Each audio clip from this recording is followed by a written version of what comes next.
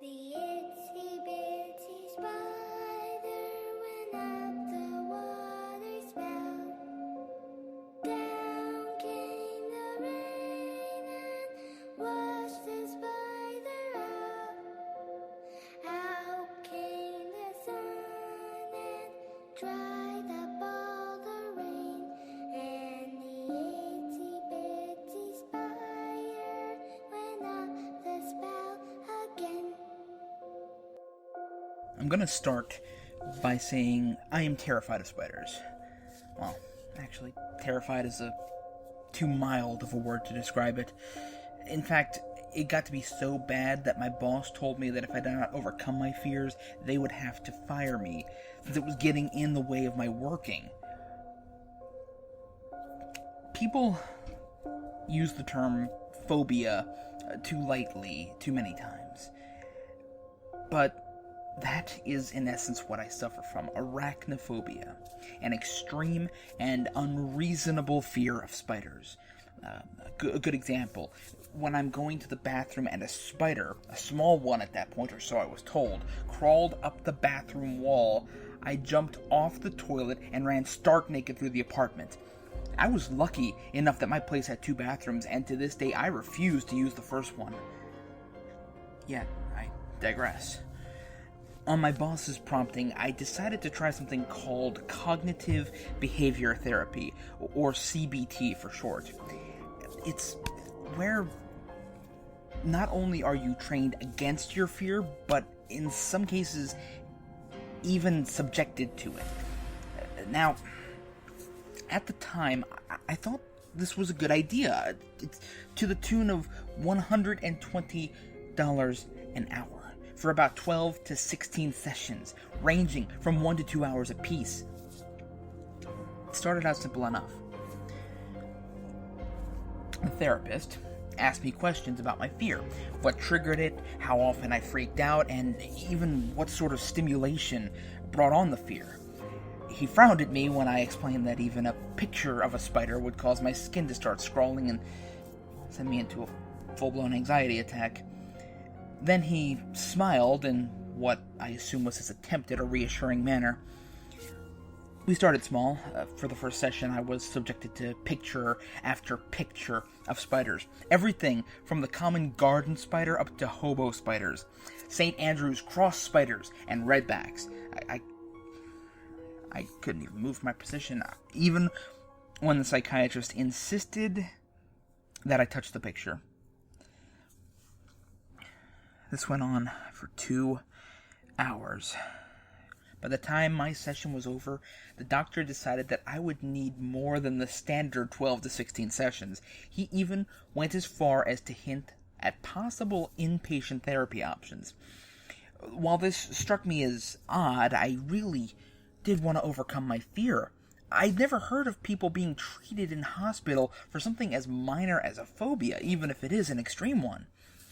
However, when I look back at the picture, I ignored my misgivings and agreed to the inpatient treatment. I was taken to a voluntary psychiatric institution where I would receive every kind of therapy I could need. Shortly thereafter, everything went downhill. The first week was the same as the first appointment. Lots of pictures, and by the end I even touched the picture of the garden spider, although there was no way in hell I was going to touch the redback picture. I was so happy. But the psychiatrist felt that my progress was too slow. He asked me to sign a consent to try a radical therapy. He explained how he was going to take the Pavlovian theory of classical conditioning and apply it to me. I was so excited to possibly be free of my horrid fear that I quickly signed the consent form. Didn't even read it, although now I wish to God I had. As I said, the doctor wanted to apply the theory of Pavlov to my case.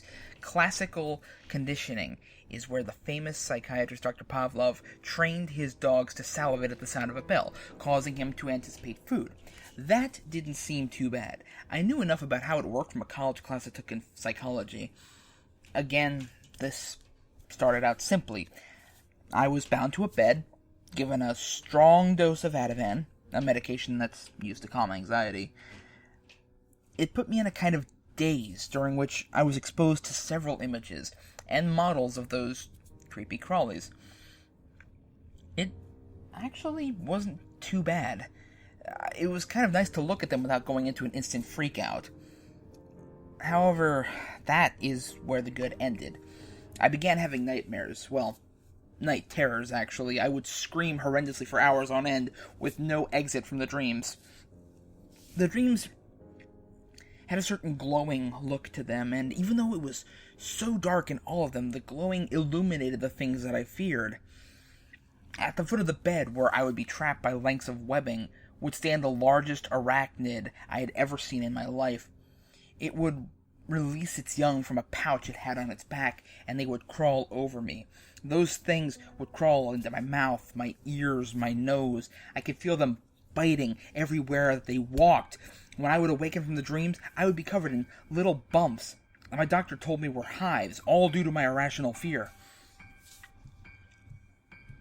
Apparently, he said my therapy was not going well if my mind could cause such a systematic reaction to my dreams. So, he decided to push my therapy up a notch. I was told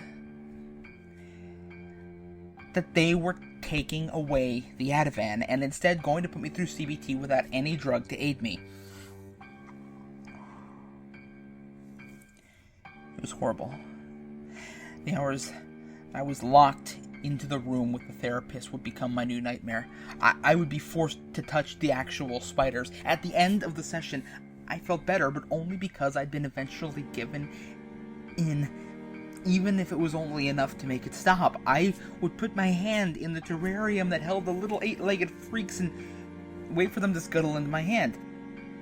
I still had the night terrors, and they only grew worse. The spiders in my dreams got bigger and more ugly even every single time. And finally, after a month of this, the doctor said I would need to stay longer, and that due to my new symptoms of night terrors and hives, I would not be able to go out into the real world. He said that if I were to have a PTSD flashback due to the therapy or nightmares, the hospital would be at risk. I should have known something was wrong then and there. As far as I knew, you could always back out of therapy as long as it wasn't mandated, but with my lack of sleep, I didn't think to question it.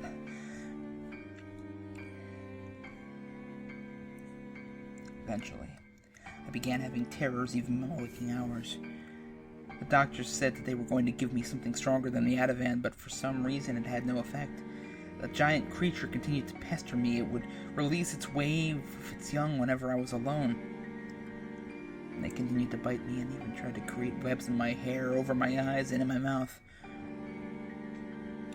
Within 3 months, there was nothing left of what had once been me. I had lost weight, my eyes were sunken in, and what was once just a phobia was now full-blown insanity. As those creatures continued to try and devour me, my therapy stopped. The medication was not helping, but I didn't want the staff to take away the one thing that maybe kept me from being scared around other people. Finally, I snapped. I had enough. Nothing was being done to help me, and now my fear was hundreds of times worse than it had ever been. I began trying to kill myself every way you could think of, hanging, slashing my wrists, overdosing on sleeping pills. However, the staff stopped me each time, and I was tied to my bed eventually. For weeks, I was left there, only seen occasionally by a passing psychiatrist. I stopped talking, and the giant spider continued to watch. Eventually, they stopped coming around at all.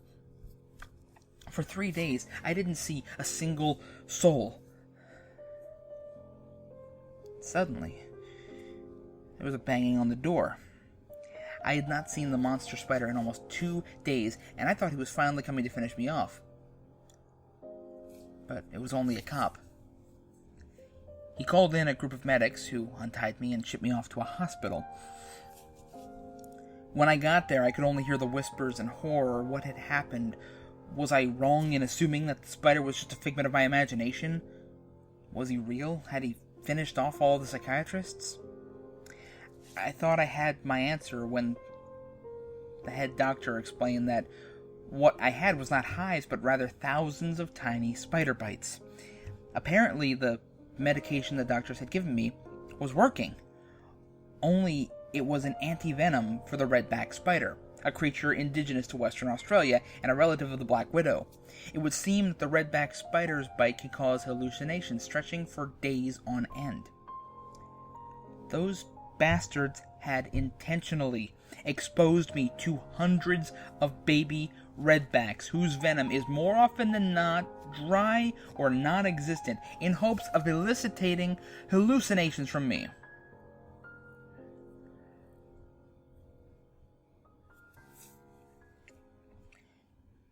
When I was released from the hospital, I found that I was still very afraid of spiders.